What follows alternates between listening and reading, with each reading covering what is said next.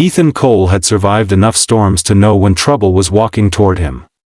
But nothing prepared the 36-year-old single dad for the moment a woman in a midnight blue designer dress stepped into his small-town bakery, heels clicking like a countdown to something dangerous that he was wiping flour off the counter, already late to pick up his 9-year-old daughter, Lily, from after-school art club. Business had been slow, and Ethan had learned to stretch every penny like dough, but today even the ovens felt tired. Then she appeared, confident, elegant, radiating a world he had never belonged to. "Are you Ethan Cole?" she asked. Her voice was smooth, controlled, and trembling ever so slightly. "That's me," Ethan said, confused. "How can I help you?" The woman took a breath as though she was about to do something reckless. "My name is Aurora Hale." Ethan blinked. Everyone in the state knew that name. Aurora Hale, the billionaire CEO of Hale Technologies, a woman who built empires before turning 30, a woman whose photographs in business magazines made her look like she lived on another planet. "What's someone like you doing in a place like this?" Ethan asked honestly. She glanced over her shoulder, lowered her sunglasses, and said in a rush, "I need a husband. Just for tonight." Ethan stared. "You need a what?" Aurora stepped closer. She smelled like expensive perfume and disaster. "My family's charity gala is tonight. And my ex-fiancé, who betrayed me publicly, is attending with the media watching. My board wants me to appear unaffected. In control. Happy." She paused. "Married?" Ethan nearly laughed, but her expression was too raw. "And you came here," he said slowly, "to find a fake husband?" "I came because my head of security is your cousin, Marlon. He said you're trustworthy. And kind." Her eyes flickered with something surprisingly soft. "And exactly the opposite of the men in my world." Ethan rubbed the back of his neck. "Aurora, I bake cinnamon rolls. I barely own a suit." "You don't need to be rich," she insisted. "Just real." Before Ethan could answer, the door burst open and Lily ran in, paint on her cheeks, backpack falling open. "Dad. Ms. Gray said she could drop me but I wanted to walk. I missed you." Aurora turned at the child's voice. Something in her changed instantly, her shoulders lowered, her eyes warmed. "Hello," she said softly. Lily beamed at her. "Hi. You look like someone from TV." Aurora actually laughed.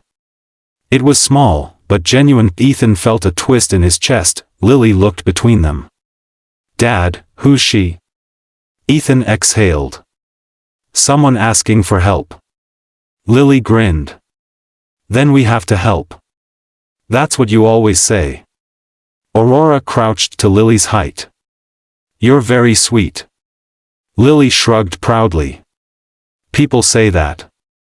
Aurora's eyes shimmered as though something about the little girl had struck her unexpectedly deep. Ethan sighed.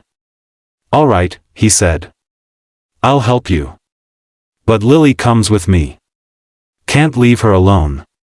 Aurora nodded immediately. "Of course." 2 hours later, Ethan stepped out of a chauffeur-driven limousine wearing a perfectly tailored black suit that Aurora's assistant had somehow conjured in record time.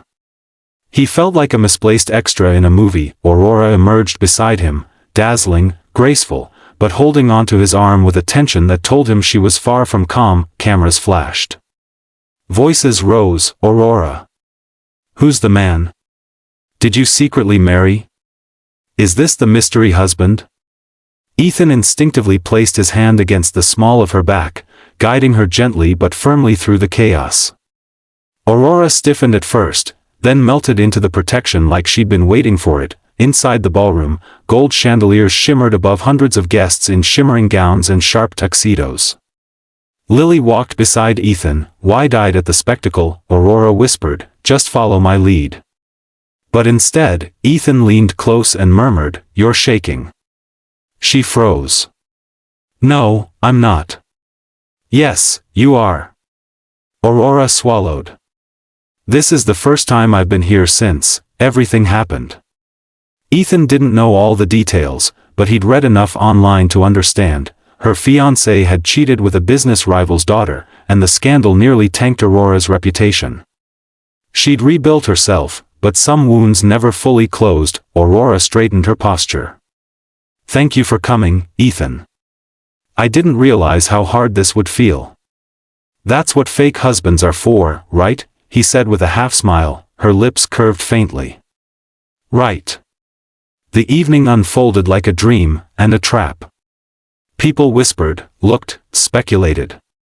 Aurora played the role of a woman blissfully married, but Ethan could feel the fragile tension beneath her elegant mask. Then the enemy arrived, Lucas Vane, her ex-charming smile, expensive suit, and a venomous glint in his eyes. "Aurora," Lucas said smoothly. "Long time." Aurora's fingers tensed around Ethan's hand. Lucas's gaze slid to Ethan with mocking interest. "And who is this?" "Your husband." Ethan didn't wait for Aurora to speak. He stepped forward, extended his hand, and said calmly, "Ethan Cole." "And yes, her husband." Lucas didn't take the hand. His jaw tightened. Ethan leaned slightly closer, not aggressive, simply unshakable. "She's doing great," he said softly, "and she doesn't need you to remind her of the past." For a moment, the billionaire playboy actually looked stunned. Aurora's breath hitched. Ethan could feel it through her hand. Lucas smirked. "We'll see how long this lasts." Ethan smiled back with a quiet confidence he didn't know he possessed. "Longer than you think." Lucas walked away, irritated. Aurora stared at Ethan as though seeing a completely different man from the one she met in a bakery. "How did you do that?" she whispered. "You looked like you needed someone in your corner." Something tender bloomed in her expression. Later, after speeches and dances, Aurora sat with Ethan and Lily on a balcony overlooking the city lights. The wind played with her hair, softening the sharp lines of her power-driven world. "I felt safe tonight," she admitted. "I haven't felt that in years." Ethan didn't know what to say, so Lily spoke for him. "My dad makes people feel safe," she said casually, swinging her legs. Aurora looked at Ethan, really looked. "Maybe I chose the right fake husband." Ethan laughed quietly. "Maybe." Aurora hesitated. "Do you, maybe want to be more than fake?" Ethan's heart thudded. He gently tucked a stray strand of hair behind her ear. "Maybe," he said softly. "Maybe a lot."